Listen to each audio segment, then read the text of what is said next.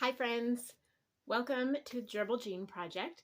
I just wanted to do a really quick video today discussing why plastic might work for hamsters, but it does not work for gerbils. They are little destructos. If you don't have one, then you probably don't know that already. I remember the first time that when we got our first two, we gave them a toilet paper tube, and they both went on the ends of it and just it was gone within minutes, and we were all sitting there going, whoa, okay. These are not hamsters. And so that can cause problems, especially with things that you're putting in their enclosure and with housing. I am a huge fan of bin cages. I think that's a brilliant idea. Frankly, pain in the rear to make the lid on those things, but it can be a very economical option if you don't maybe have access to used aquariums and things like that, like listings on classifieds, which is where I buy my aquariums. I keep all of my gerbils in either very thick wood or glass enclosures. So let me show you what happened to the bin cage that I had made as a travel carrier. They chewed right through it.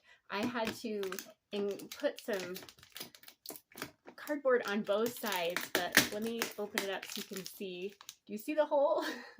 They chewed through it. And so the one that was in here for just a couple days, and they kind of got on the lip part. Any part that's not just perfectly smooth that they can just sink their teeth into, they will do.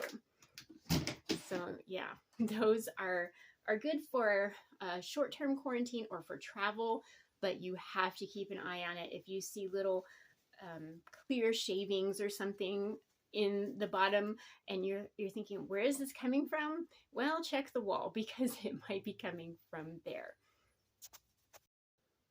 Okay, the next thing I have to show you, and I have Sarai with me. She is such a sweetheart. Are you gonna stay? We'll see. Is this lid. As you can see, this is a very big hole, and two gerbils have been working on it, and I had to get a hard type. This is mesh, so you would think that it's pretty solid and would hold them in, but if they can reach it, they will chew right through it. This is the very small mesh. I don't know if you can see that. I will show you the right kind of mesh in just a minute, but this, it moves. It's flexible, and it's just not as sturdy and not as hard of a metal. And they got up on top of the water bottle so that they could reach it, and just proceeded to chew right through. So definitely this type of lid that might work for reptiles will not work for gerbils. This is one that slides into a 20-gallon long, and so that makes it very secure for reptiles, but not for gerbils. Let's see if she'll say hi. Hi, baby. Hi. Come here. This is our favorite little mama. She is a sweetie pie. Aren't you? Yes. I also wanted to show you that it is not just enclosures that you need to be worried about, although escaping is a primary concern.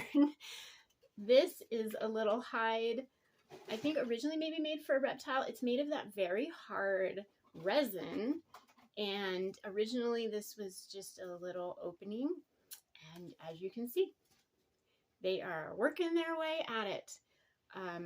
Oh, there's another thing I can show you. Wheels.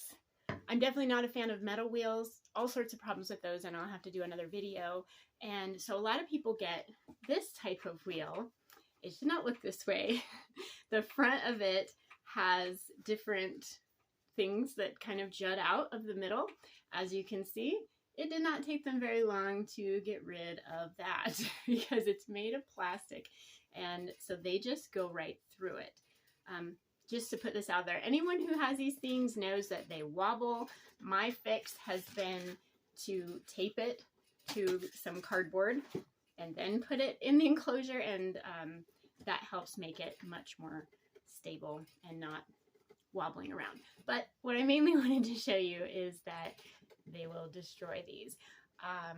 I want to try, I think Night Angel is the one who has acrylic wheels and wooden wheels.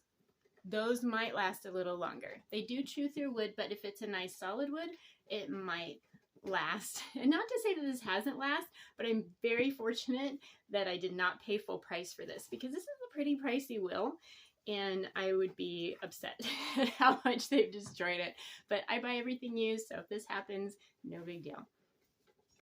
One more thing to show you real quick is a DIY enclosure that was built for me, and we just used a piece of plexiglass on the front, and I thought it would be fine, and normally it might be fine if it had gone all the way to the top, but there's like a little smidge of an opening, and they were able to Spider-Man over, hang on, and chew at the top of it and get a pretty decent sized hole in it. And so even though it's a very secure enclosure, I'm gonna have to replace that with real glass, because those little stinkers can just chew right through it.